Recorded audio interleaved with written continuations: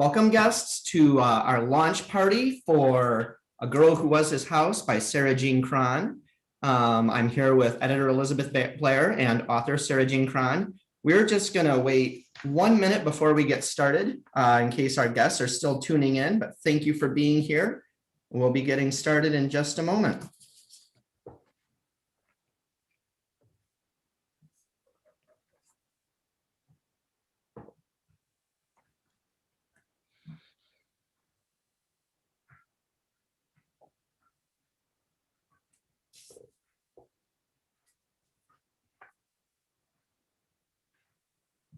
All right. Hello, and welcome to all of our guests from Canada and the United States and all around the world. My name is Connor Coyne. I'm the director of Gothic Funk Press, and we are gathering here today in this troubled time to celebrate something wonderful. A new book full of vivid, incisive, bold, and experimental feminist poetry by author Sarah Jean Krahn. And thank you so much for tuning in for this wonderful occasion. Before we formally kick things off, I would like to share a land and peoples acknowledgement composed for this occasion by Sarah Jean. We acknowledge that we gather on the home of the many indigenous peoples of Turtle Island. We thank the brothers, sisters, and two-spirited who host us, in too many cases against the will of their ancestors, and we express our solidarity in resisting and healing the ongoing impacts of colonization. I would also at this time, as director of Gothic Funk Press, like to thank everyone who has contributed to this project. This includes Sarah Jean as author and poet, her editor Elizabeth Blair, designer Sam Perkins Harbin, proofreader Jessica Coyne, ebook designer Reinhardt Suarez, and all the Gothic Funk staff, as well as everyone who contributed funding to publish this wonderful collection. Gothic Funk Press is an independent publisher based in Flint, Michigan. In addition to our recent publications, we host a number of community engagement projects, both in mid-Michigan and around the world. These include the Flint Teen Tween Writers Workshops, offered to area youth in partnership with the Flint Public Library, and the Paramanu Pentaquark Arts Journal. To learn more about Gothic Funk Press, I invite you to visit our website, gothicfunkpress.com. And while you are there, you will also find information on how to purchase Sarah Jean's book from the site. Also, before we get started, Sarah Jean has very graciously decided to offer a giveaway. One guest tonight will receive a free copy of A Girl Who Was His House. So as you are watching this on YouTube, if you want to be entered in that drawing, just please leave your name in the comments at any time during this hour, and we will relay them. And at the end of the event, we will have a free drawing and announce who is going to be the lucky winner. So thanks again.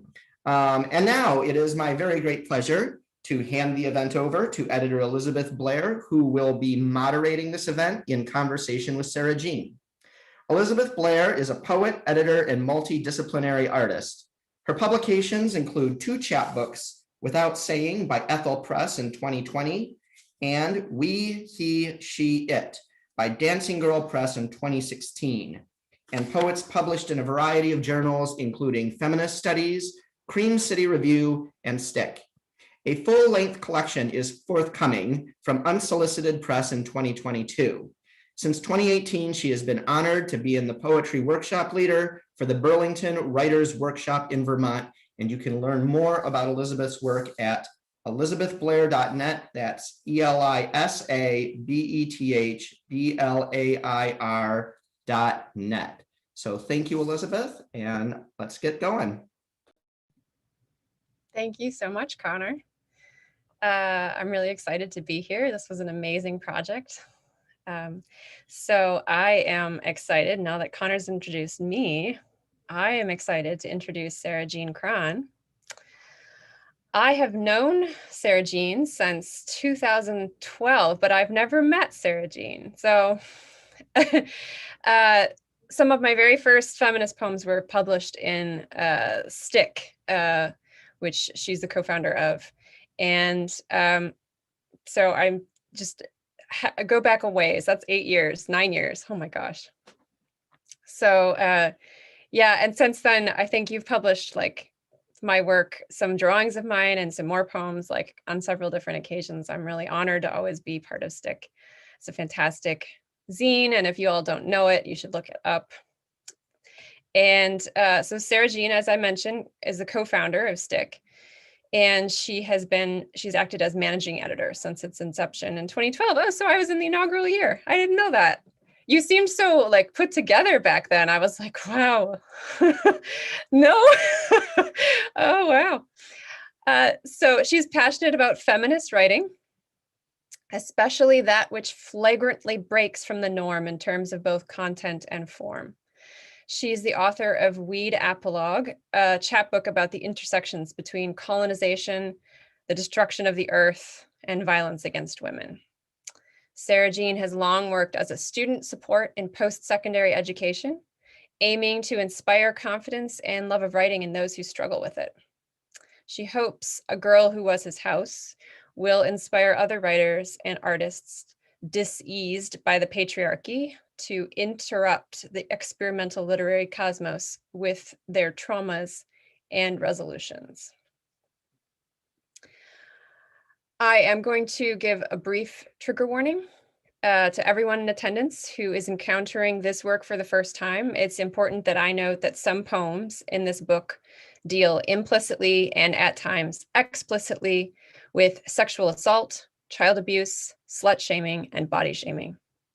However, those who should most fervently fear this material are the abusers, sexists, and misogynists who will find themselves called out and spurned.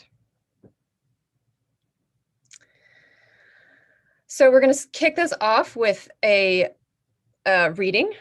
Sarah Jean's going to read a piece called Seduction from this book. And throughout this evening, if you have questions, go ahead and type them in the chat. Connor will be monitoring that, and he'll bring them to us at the end. We'll come back around to them. So, Sarah Jean. Thanks, Elizabeth. I appreciate it. Seduction, or being ground up and in the freezer as she was, her nerves were shot, and she couldn't help but wallow in the old school sexism of it all. He said, I like my women. Women's powder and finery, the art of the tease, the dance. Women. Beautiful women. Need I say more? He said, my women like shiny granite, marble, honey, nectar, time to heat their superfluous lees. Maybe it needs to be made explicit. He said, women like to be picked and cherished, to caramelize in the sun, to warble through a filter delivered from the frig. I'll clarify. He said, like I like, a slit in the skirt, a skittering mound, a big lunch and a corporate paycheck, free shipping, and a bit of an online garboil over coffee? Coffee. The metonymic date. And where do you go on your dates? An elevated surface consisting of a mattress and a base, with debate over Picton's pig grounds. He said he couldn't walk across them without installing a tourist village. He said, coffee, my coffee. Slack water, shallow, memory and thought swirls too weak to stand up. And what do you do on your dates? He instructs the ritual grounds to slumber, impales aimlessly the softest of spots. He says she'll pay the favor he's owed, but neglects to rouse her from torpor. In this hush, his women render. Fat chick distributing free hand jobs, the Yeti lurking the community pool, the happy but headstrong girls bucking teeth, and 9 more one woman shows. Nitty-gritty's freezer burn. Let me make it plain. I like my women like I like my coffee, ground up and in the freezer. And I really like to complain.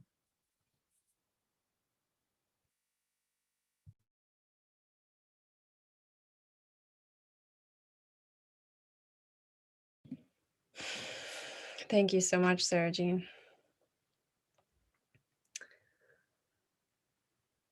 So today is Valentine's Day, and you chose this day deliberately for this launch, this book launch. So how can you talk to me a little bit about how the poems in A Girl Who Was His House speak back to Valentine's Day? Yeah, thanks, Elizabeth. So one of the texts that has influenced me is the play The Vagina Monologues by Eve Ensler. And it has a tradition of being performed on and around Valentine's Day. So if you don't know it, it's a series of monologues by different women whose vaginas tell their stories. It was definitely innovative in its day, though it is criticized for numerous things, including its limited view of gender and the apparent conflation of women with their vaginas. But I do still appreciate its transformation of Valentine's Day into V-Day for the vagina's victory over violence. It stands against traditional notions of romance, sexism, and heterosexism that can surround the day. And this book overtly tries to take back women's lived experience from the assaults inflicted on it by a culture that can, at times, backwardly assert sexual assault as sex and oppression as love. That could be in different contexts, like, you know, man and woman, heterosexual, family love, different kinds of love, even the love of the male gaze to the woman's body. I remember being in a poetry writing class where I was informed that no one wants to read about these difficult topics. And I would get that feeling too from potential publishers sometimes. It was very difficult for me to find a forum for my work. And that's why I started Stick, which is this online magazine that you both mentioned that focuses on feminist writers and artists. I wanted to provide them a safe and welcoming space for undesirable words and work. In my writing, one of the ways that I've confronted this external refusal of my truth is with humor. And I hope you can get a little bit of that in Seduction. So I definitely work to try to capture the feelings and the horror of the situation, but I like to pair it with sarcasm and farce. And that's not necessarily just to make it more palatable, if at all, but it can relieve some of the tension for a reluctant audience. It can knock us away from passively enabling sexual violence through like see no evil, hear no evil, speak no evil type stance. But mainly it's to take the power away from the abusers and reveal their utter absurdity in my mind. So I refuse them by putting responsibility where it belongs.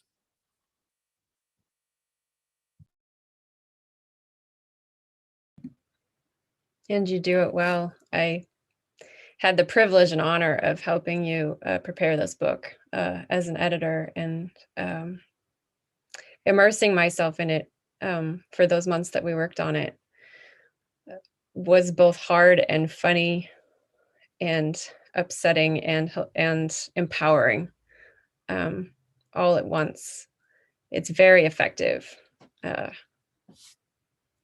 find it very effective.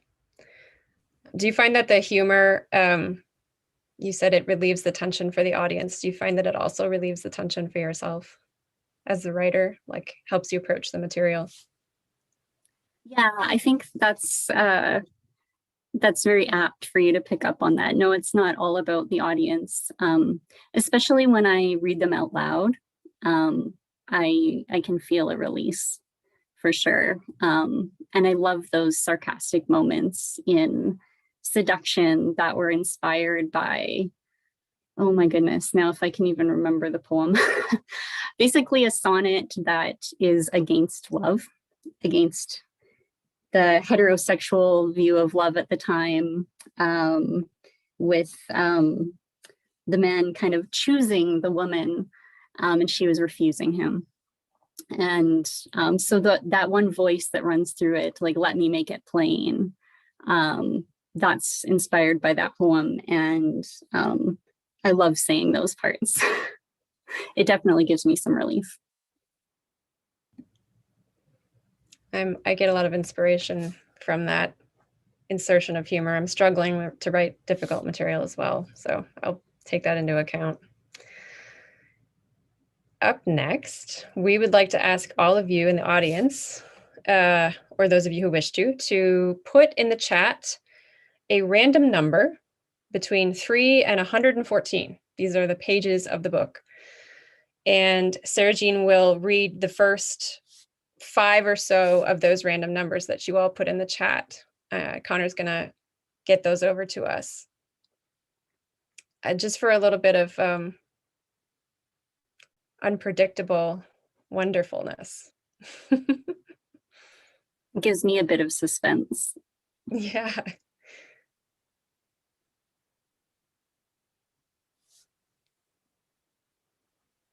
So are you getting any numbers, Connor? Yeah, I've got one. 2 numbers. Okay. And this one's kind of perfect. It's page 11. 11-year-old loosens her belt, says, we are just as able as men. It's weird that I met you in church instead of her. I wrote my language arts provincial all about you. The gooey mess began when you yelled through the phone at my father. We're murdering her with a pickaxe, oh my God. But the leering figure in the doorway wasn't you. Perhaps he exploded because you took his name in vain. Never would I get to explore your foul mouth. He drove me, the point, home. You, partner of every god and goddess, drove under a bus and came out the other side. Grades too low, apt to skip class, pulled out of school for maybe a miraculously pregnant woman lover. I ran into Donna and her girlfriend the other day.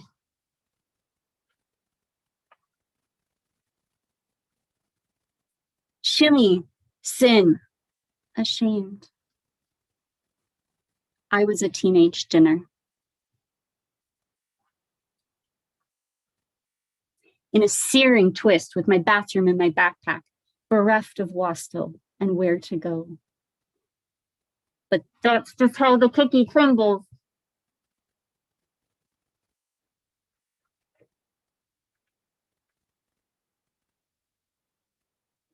Up to now, he had never paid me any head except as the understanding friend. But now that his girlfriend danced with some other loser, he wanted to grind his thing against me. We all slept in the same bed that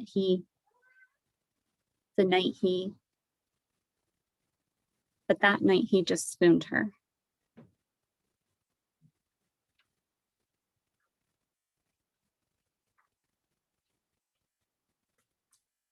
The women opine, actually, the men are steered toward blue.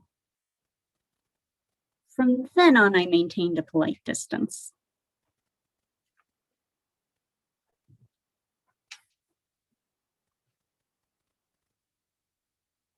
Thanks everybody for participating. That was an amazing collection of pages.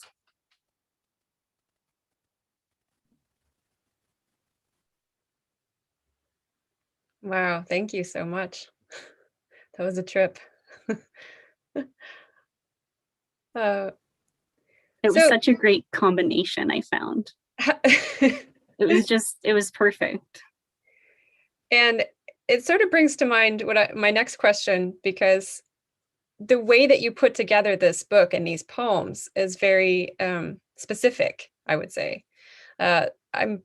There's stitching, there's appropriation of found text, and so on. So I would love, and so when you read random pages, it's sort of adding another layer of that stitching to it. But I would love to hear you speak about the process of writing or building these poems. Yeah, thanks, Elizabeth. Yeah, that's why I wanted to do the random page reading exercise, just to emphasize the fragmented nature of my work, particularly in this book. So on the one hand, the book is made up primarily of several long poems, and each one is comprised of smaller fragments. And when I first wrote them, I had each little fragment numbered, and they just kind of went from top of the page down to, the bottom of the 5th page or whatever. But, over different cycles of editing and so on, and lots of great and insightful time with you as my editor, the fragments found their homes on different pages, different parts of the page, and some of them moved around. I think some poems got meshed together even. Anyway, I tend to write these long poems because I feel like I have too much to say on the topic to try to confine it, to the classic one page.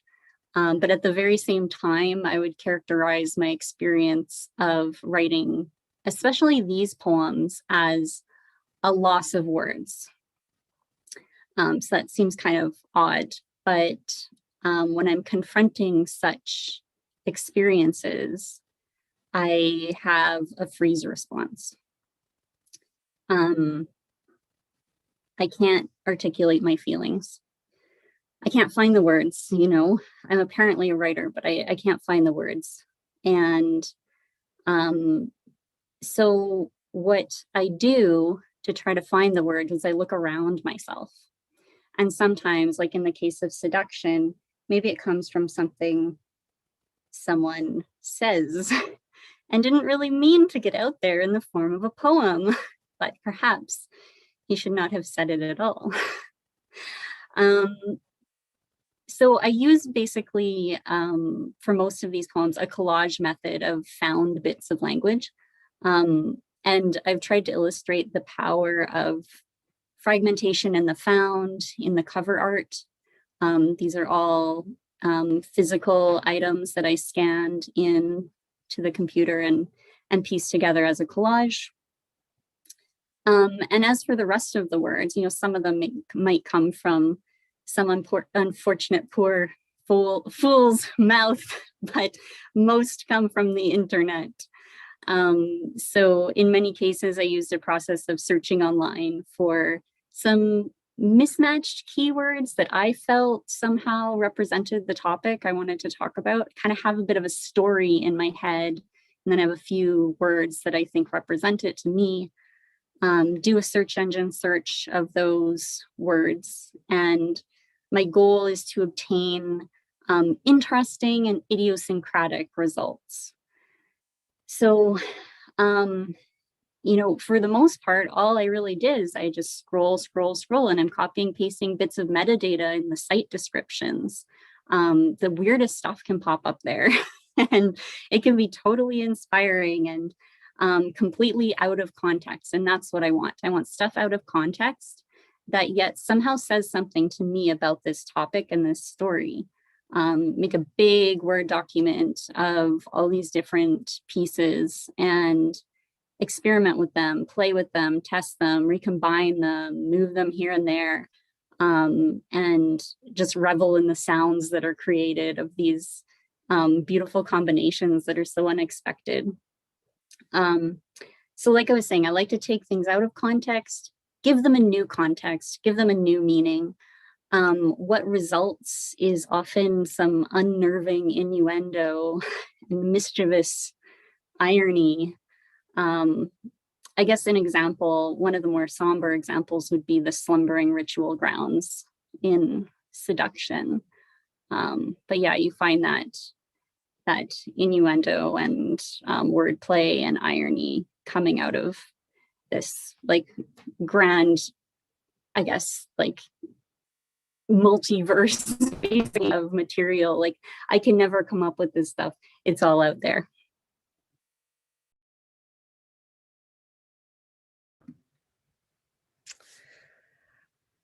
Part of the writing process for you, I know, also reflects some concrete poetry elements and words themselves fragmented into smaller pieces and repurposed almost.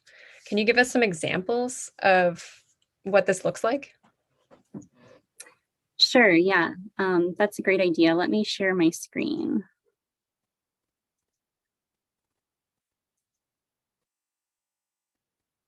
Okay, Elizabeth, can you see my screen? Yes, I can. Great. All right, so this is an example from a poem called The Impersonal is Poetical. And you can see that this is kind of where the concrete and the play with the space comes in. I mean, this like circle kind of shape here. And then just to illustrate what we were talking about with finding the interesting metadata online, you can see some interesting words here: visible, biopunk, cultish, kittenesque, a species of meat art. I loved these words so much. They came up when I was searching for words related to clitoris. They're just hilarious and adorable. I love kittenesque. I think I added the interrobang to a species of meat art because it was just like, why? And yet it kind of seems like it could be somehow damaging, but at the same time, it was just too funny. It just fit.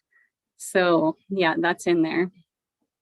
So that's kind of the play with space. And then this is an example that I read a page from on the random page reading exercise.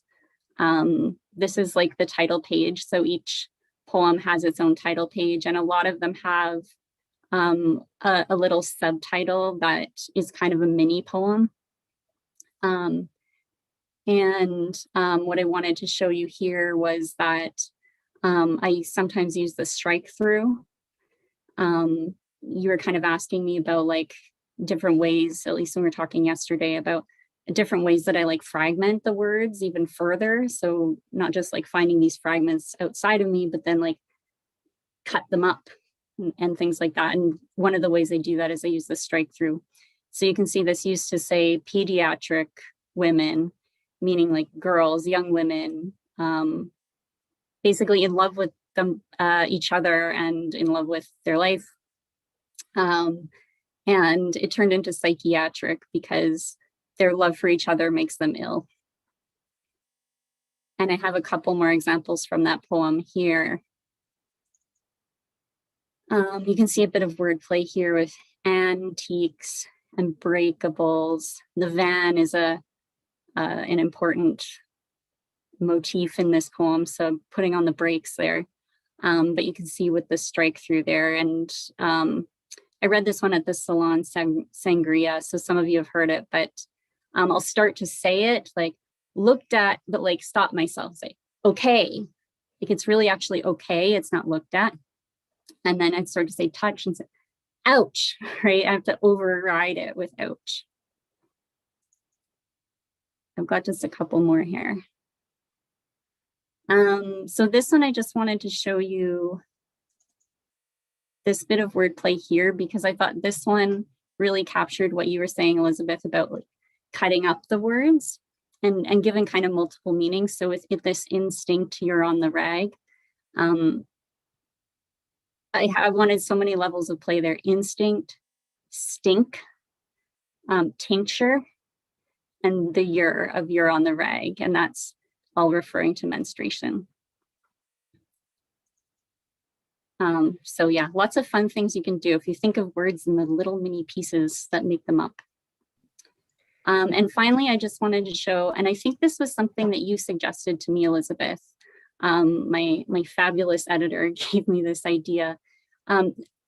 Sometimes through the book, maybe not in every poem, but often there will be kind of my credos will come out, like my principles or something like that. And you suggested that I give it a different and larger font to make it stand out. So it's the same font as the subtitle and the same text size as the subtitles. So it kind of brings it that same importance. So I wanted to show you that as well, just because that's kind of something I haven't really seen before. And it allowed for me those parts to really stand out. And even as a reminder to me that those are the parts, like what I want to live by, kind of. Okay, I'm gonna stop sharing here. Yeah, it's so interesting to hear you talk about that, because like I said, I spent months in and on this manuscript. And like when you were just pulling apart the instincture, I hadn't noticed the tincture. So there's so much to be gotten from this book, not just in terms of play, but from so many multiple levels of meaning. Like one reading isn't enough. And so that's really unusual and really exciting, that you're not just doing this for, I mean, it would be one thing if it was just for fun and it's like a gimmick, but it's another whole thing that you use this for fun and to pack like 6 punches in the space of one. And it's really, really, really impressive. It really is. So thank you for speaking about that. I think now you'll be reading a couple more poems. You're going to read Woman Messages and Thanks for the Invitation, right?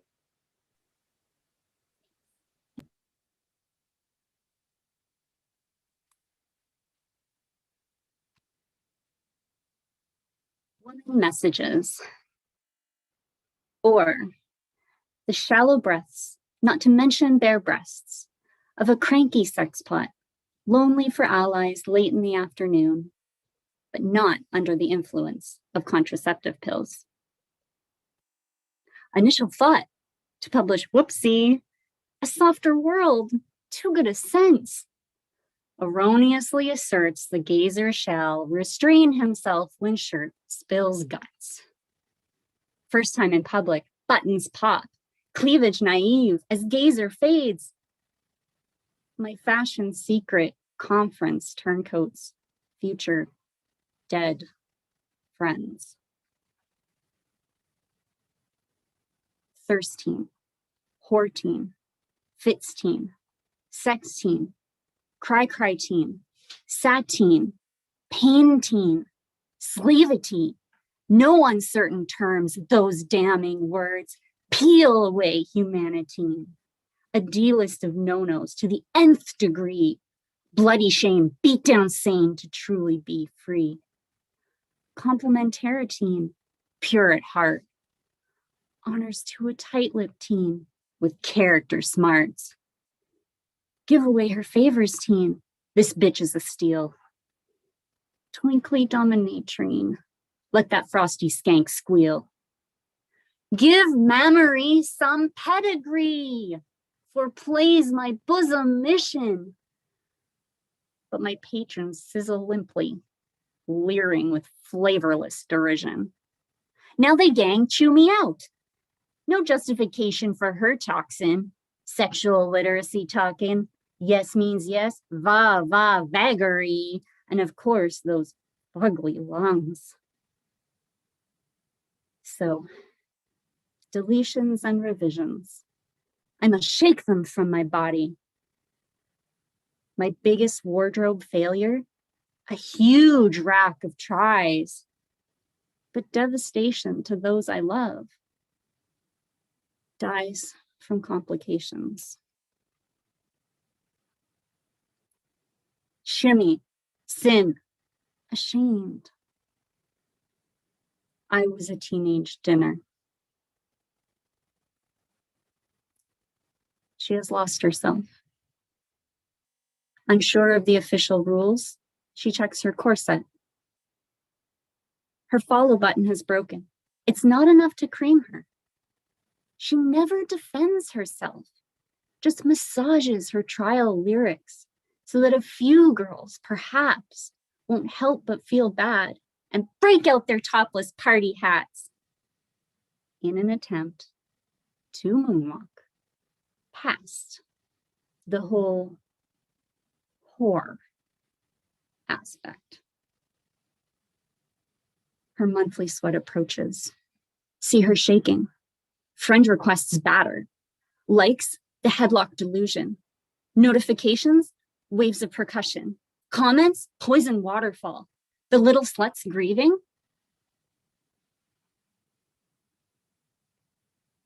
Never noticed.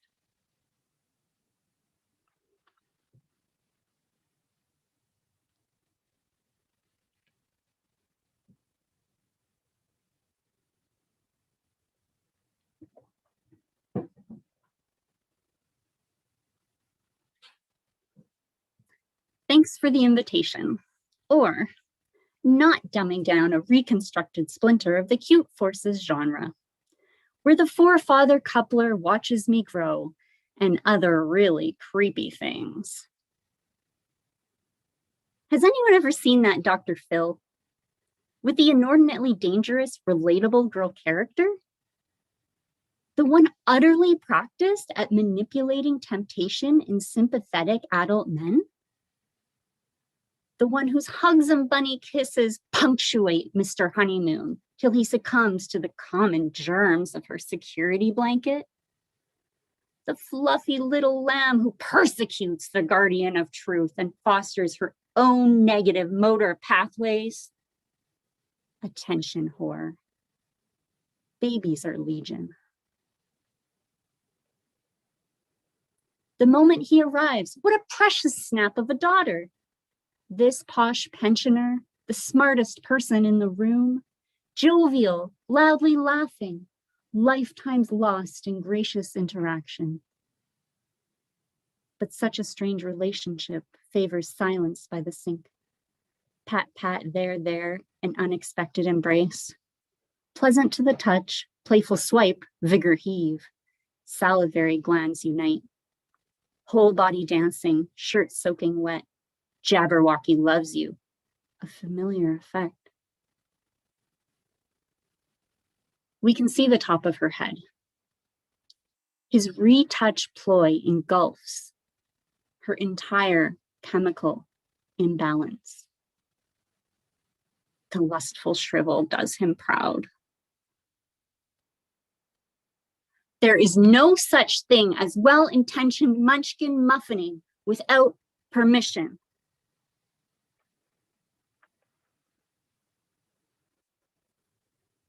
The author herself, accommodating the absurdity of the above, now transfers to the more subtle problems. An accidental touch in the elevator, unsolicited kindness following small talk, a genius in sculpture when she tries to leave. His Gothic ray gun thrusts against her solace. His phantasmal slider floats behind her skin, and his mind projection scans her schematics, while all their prehistoric scruples prosecute her scream. Trousers quantify rationalization. Her own niche portrayed as hypersensitive. Associating them with criminality represents a radical and aggressive heuristic. And you sure can't talk back. Writing an 11-page letter is nagging. Correcting their grammar is judgy bitch. Any girl on their kill screen is the humbled recipient of periscope scum who otherwise can't have sex or pay the bills. Meanwhile, her editors discuss the worst vote they've ever cast. There's nothing breezy about printing cupcake fascism. I mean, feminism.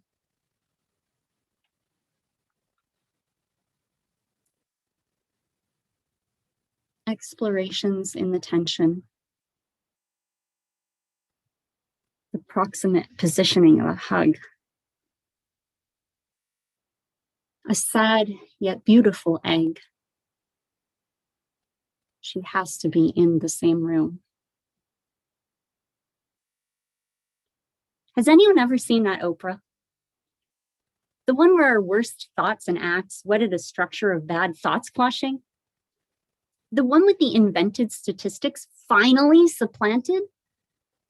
The one where you removed your pacifier, ate your veggies, herded your theological belly defect out of the closet for good.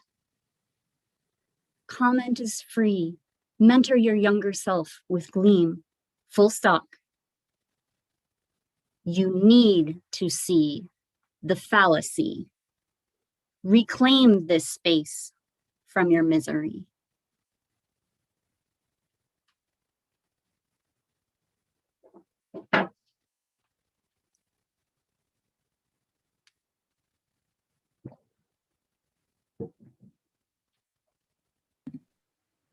Thank you so much, Sarah Jean.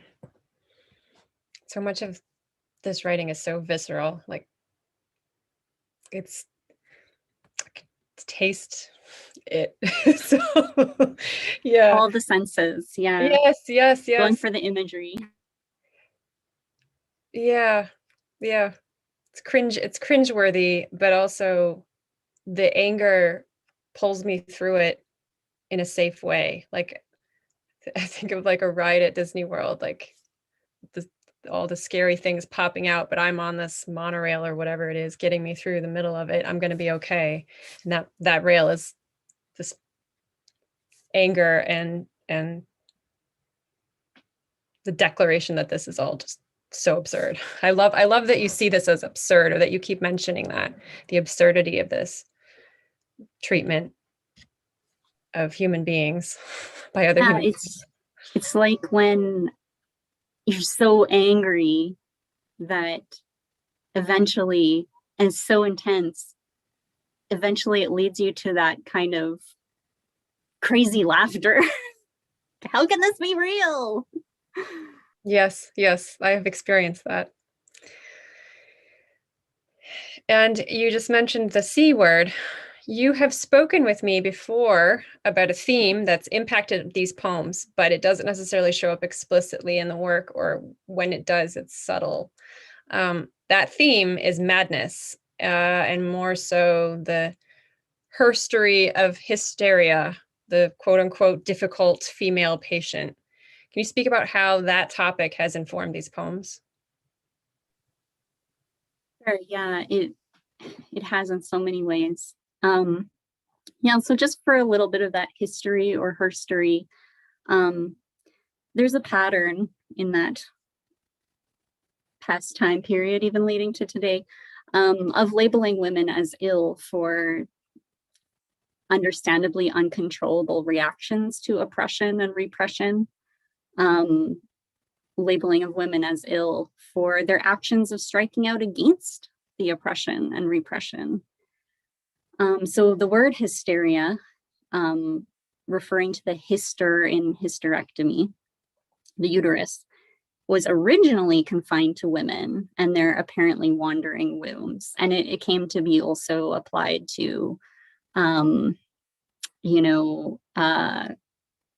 people based on homosexuality, disability. It was just flying off the shelves to label anybody that the authority didn't like. Anyway, so interestingly, it's starting to become more well known that Freud originally theorized that hysteria was caused by childhood sexual abuse. And this is thanks to extensive research done by Jeffrey Moussaieff-Masson. So Freud was so castigated and threatened with being cast out of the psychiatric community that he rationalized his findings with a hard 180 that asserted that the child seduces the adult. And in my opinion, this has kind of become ingrained in our culture in a way, maybe unintentionally, because I don't think people would like the sound of that. But I think that in some ways it has led to, parts of our cultural culture of victim blaming and slut shaming, and of course, ever further burying the true extent of such abuse. Later, the label of borderline personality disorder was also classically applied to women. Again, it's not strictly applied to women, but historically, that's kind of where it began. Particularly those who resisted their oppressive treatments, and also those struggling to find meaning and selfhood in a society that disempowered them or even annihilated them or any sense of self that they may have had. Shaw and Proctor called them women at the margins and criticized the diagnosis. Today, complex PTSD, so post-traumatic stress disorder, complex post-traumatic stress disorder, there's a reason that it's an acronym, I guess, or abbreviation. It's easier to say.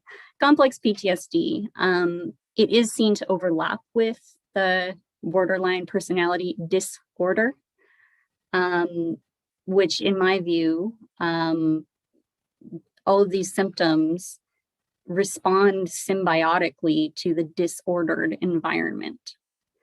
And meanwhile, researchers and theorists in MAD studies reclaim the empowerment of the position of the MAD person, and criticize the idea of saneism that, infiltrates our society. We will all have to say, like, appear sane while we're in our workplace, for example. So the poems aren't always about or commenting on madness directly, although with us mentioning this, I'm sure people will go and be able to find that even more so than I realize. But I did write them during several years of embodying my own madness, which could be labeled as complex PTSD. So what that kind of looks like, intrusive external variables remind the senses of trauma. And that's kind of also where you get all this sensory imagery in my poems, all the different senses.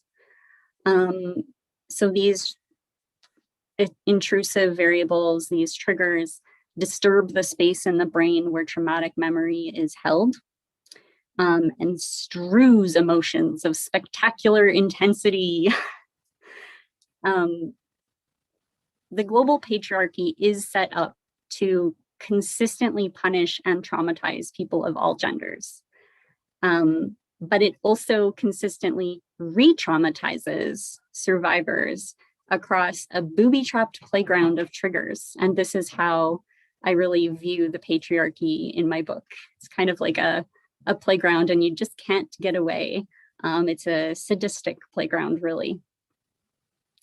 So A Girl Who Was His House is rife with my and my poetic characters' raw emotional reactions to all of this.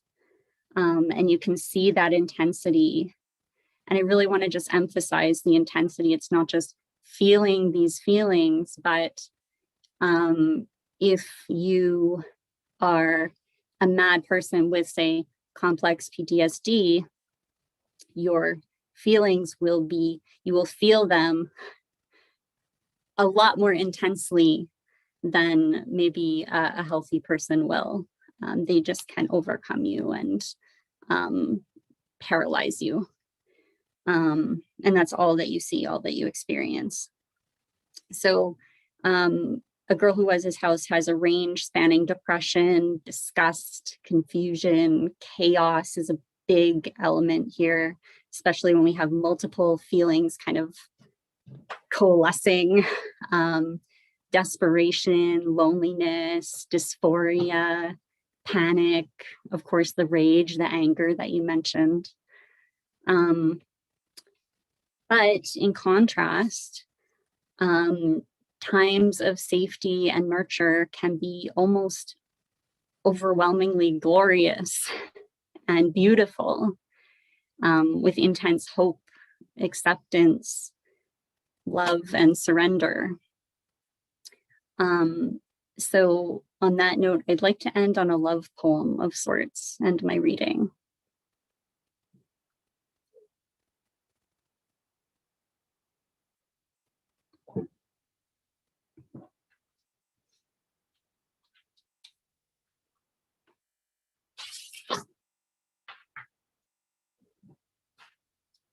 It's called Peaches.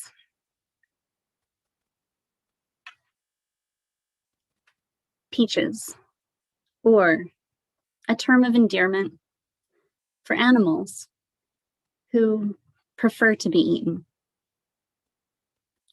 The earwig proposes a thesis about circles. There is no half.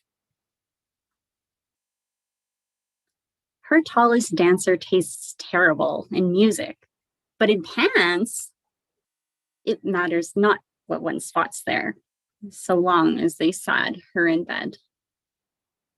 She asks if I ever miss Dick, then giggles, cunnilinguize the pedestal of a peach.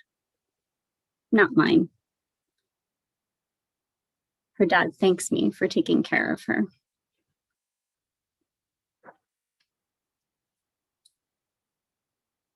Every dusk the saucers dish my tinder sill. I do not miss but the bitter crib I thrill. The guests slice each half from clingstone, ischia, and grill. Haft the tinder with switch. Do we dare to eat a peach? The twig ill with blossom rot. The manager chuckles at my imagination, promises the pomegranates will soon be in, because I often complain of the substandard produce and the feeling of a bug in my hair. The peach's pale meat of dishwater smacks, and the pit splits along its hemisphere, laughs and earwig out across the counter. My dad thanks you for taking care of me. I say goodbye as he scurries and nibble the core's absinthe almond.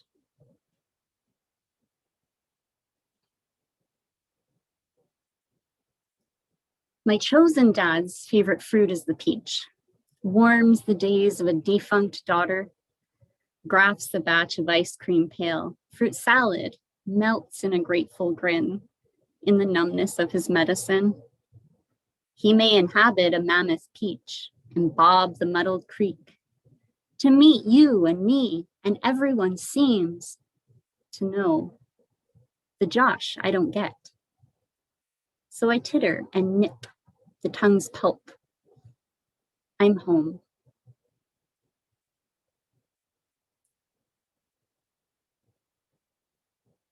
When you shed your scalp's winter's coat, for the first time you call yourself a fuzzy peach, and the endearment beams.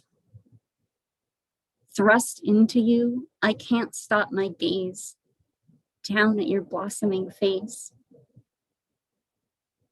But it's your fuzzy peaches I squeeze. Every night the down that I graze with my cheek, and the seam where I linger, even when your flu crows the husks of bygone earwigs who dared penetrate to the quick of a tender peach.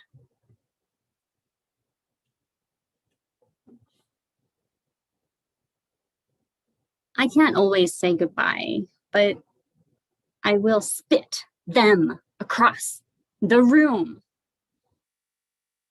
and nurture your freestone spine.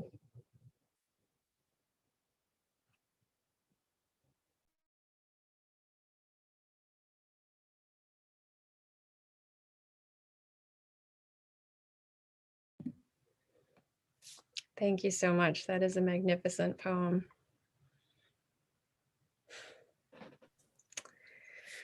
We have some time for questions. So Connor has been collecting these from the chat. I'm going to read them in the order that we received them. So a question from Kent.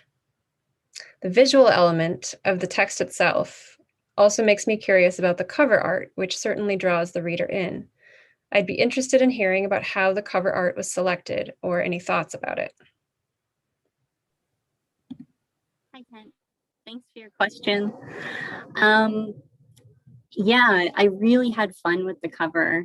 I hadn't done this kind of digital collage before.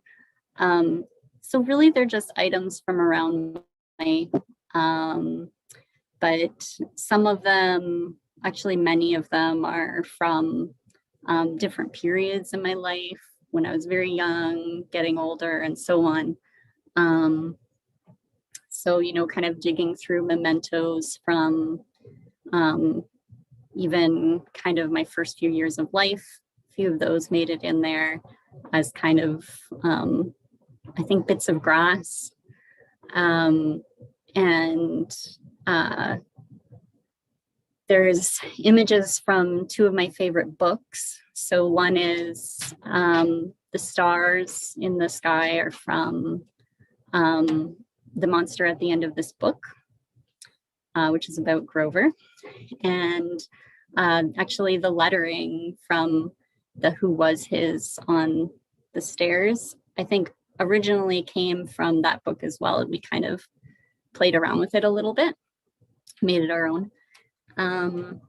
And also, my favorite Nancy Drew book was The Crooked Banister, and the stairs came from the cover of that book. They don't look the same. They've been massaged a lot. A number of hours by my partner went into the stairs. He was like, no, you need to do it so that it's this grand entryway, and he helped me make it happen. There's also a few pieces in there from clothing, from items from my grandmother's house, things like that. So I don't know that the cover doesn't necessarily totally capture completely the book. The book is not all about me necessarily. But I think by the title of the book, A Girl Who Was His House, I'm trying to capture the idea of women or others who, however, have been socialized to live for others, say people in their family, be their caretakers, perhaps against their will, be their emotional caretakers. I think I'm trying to kind of capture that idea that there's people who are made to be the house of someone else, that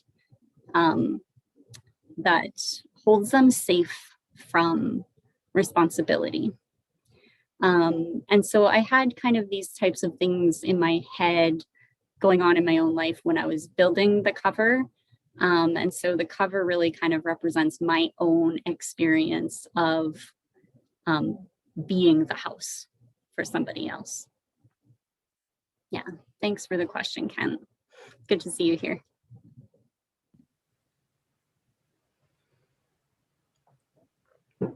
Okay, the next question is, did you watch some Dr. Phil for inspiration? Because that was really accurate, and watching that is serious commitment. Hi, Steph. Thanks for coming. I did not watch Dr. Phil. I've seen snippets here and there, and they always make me laugh. So I thought that would at least bring kind of some lightheartedness, but I'm kind of like, I'm aware of the connection between Dr. Phil and Oprah, but I wanted to kind of bring a potential contrast there, opening with one and ending on the other, particularly because Oprah has been very open about the sexual abuse that she experienced, and has probably inspired a lot of women and girls to know that they're not alone. So I did want to bring her in. And Dr. Phil just seemed like a great foil. I understand that they go together, but I don't know, something about it just, I think putting his image in the reader's mind can kind of lead into the posh pensioner on the next page. I'm not saying anything about him particularly, it's just like the image works to then transition into, who's this posh pensioner? Well, maybe he is bald and whatever. I don't know. So no, I didn't read, or I didn't watch Dr. Phil, but his name came up in my metadata crawling. So that's where that came from.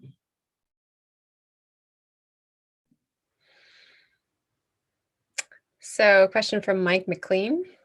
You've performed your work in the past. How do you feel about the screen that mediated your work tonight? What is it adding or subtracting?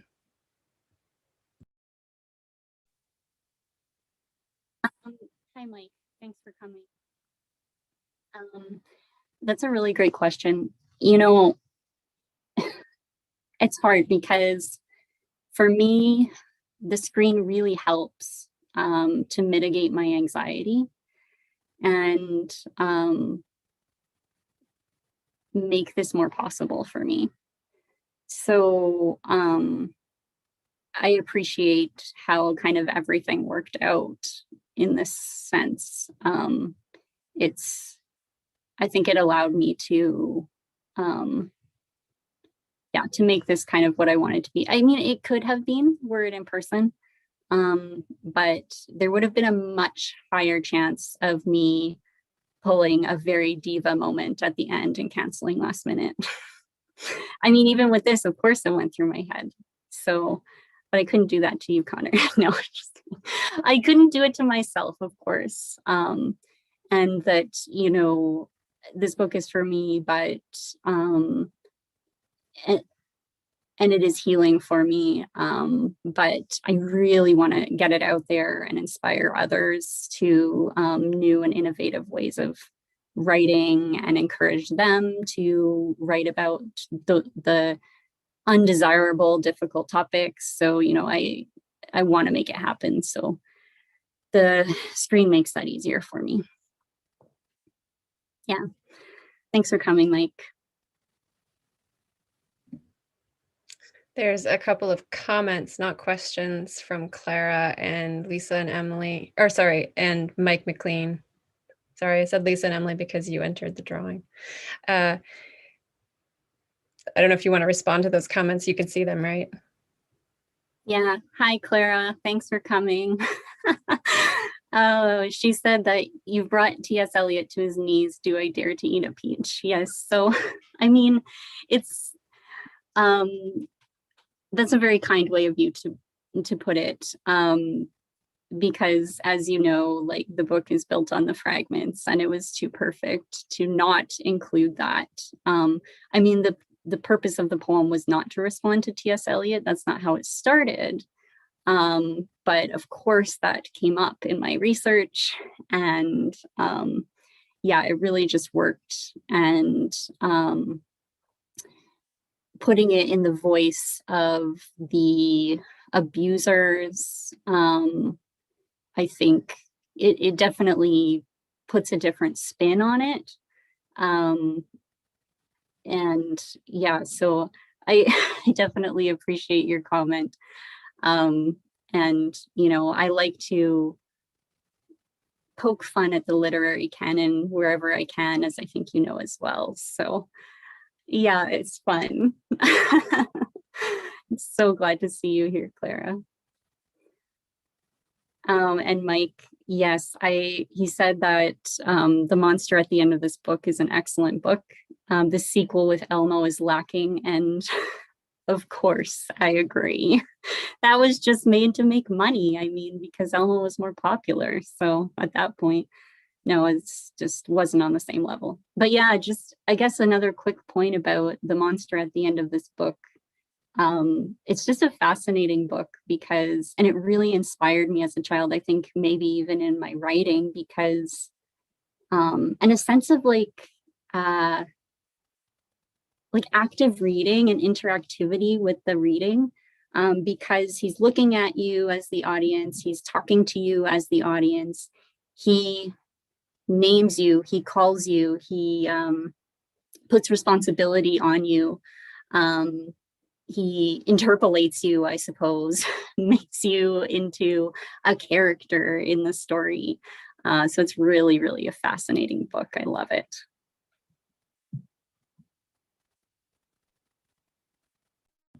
And it looks like the last question that we have, unless anybody types one in the next moment, is from Jay Joseph. What was your writing discipline like during the writing of this book?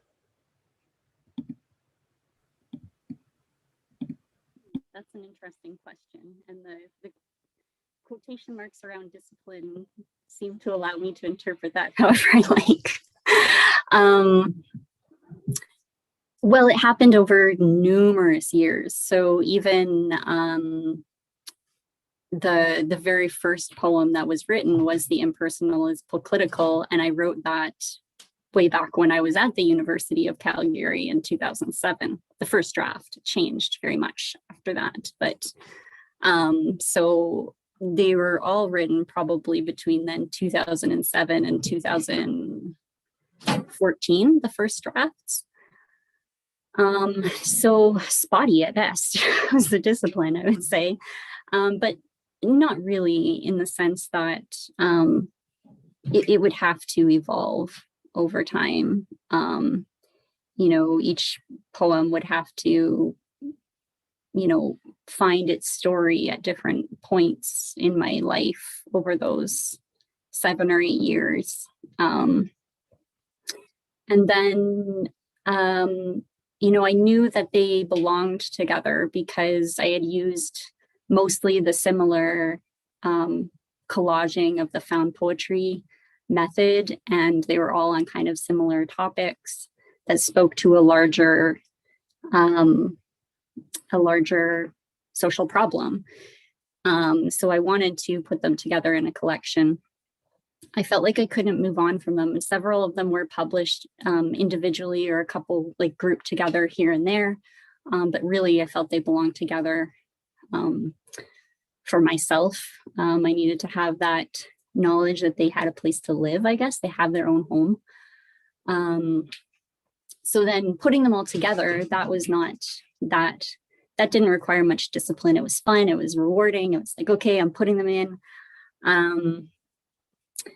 And from there, it became even more editing than I had already done. When when Connor first read this manuscript, it was very different than what it is now. And when Elizabeth first read it, it was also very different. The editing is where the discipline really came in. And I had to look at certain things in different lights. And I had to humble myself, which I need to exercise. So it was good for me. I think it's very easy. And I used to have this when I was first starting to write poetry, like, I don't know, like early 2000s or before then, that a poem comes from the soul, have this kind of idea that like it can never be touched because that's what it was meant to be. And I gradually shifted away from that because I realized like, oh, these ones aren't that great. But it's very easy to be in that, especially when you're personally invested in the content, to want it to just be as it is. So there was a lot of buckling down and saying, no, yes, there's something good there to work with, but it's actually, when I think about the whole, it's not where I want it to be. And that's what Elizabeth brought out in me. She's like, but is this really what you want? She'd get me to articulate what I wanted. And then we've worked together on how I could achieve that. So that was my experience, and probably did, I don't know, up to like 10 drafts or something of edits since like in the last couple of years that we've been working on this. Yeah. And if you mean discipline as in like, is writing my discipline? Is poetry my discipline? Yeah, I think it probably is part of it. It's creative writing is one of the things that led me to leave purely academic careers. So, or pursuing a purely academic career. So I'd say writing is probably my discipline. Yeah. Thanks, Clara.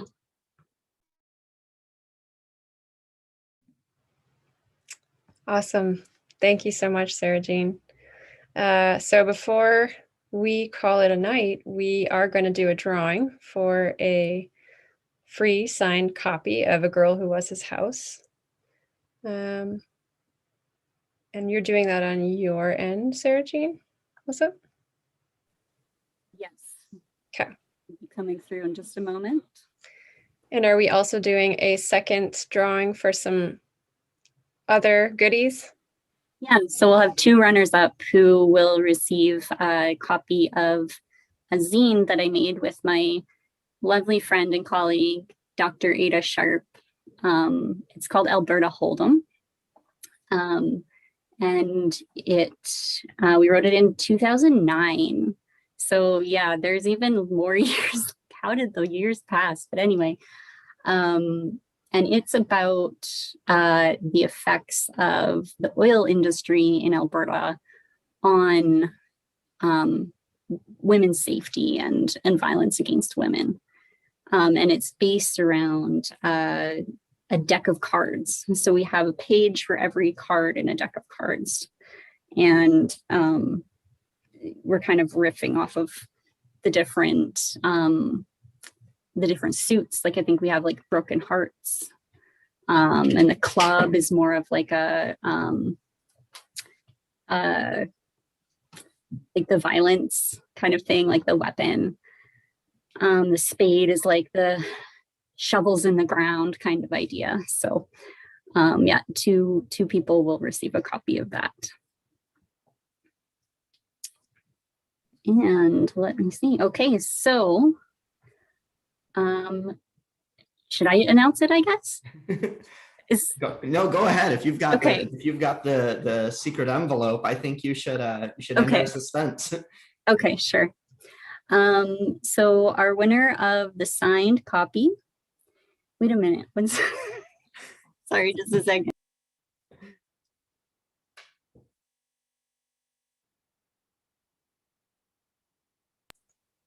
Okay, sorry. My wonderful technician here has just explained the system here for me. So our winner of the signed copy of A Girl Who Was His House is Shima. Thanks for coming, Shima. So I will contact you about that and get that out to you. So lovely that you came. And our runners up are Ron Terwell. Ron, thank you for coming. It's so wonderful that you could make it. So I will be sending you, I'll get in touch with you and send you a copy of Alberta Hold'em. And our second runner up is 0 to 0. Does 0 to 0 have a human name as well? I don't know 0 to 0, so you may need to get in touch with me to receive your copy of Alberta Hold'em, or you can write in the chat right now how we can contact you. Wonderful. Thank you so much, Sarah Jean. Thank you, Connor. And thank you to the Gothic Funk Press, your beautiful creation, for making this happen, being part of making this happen.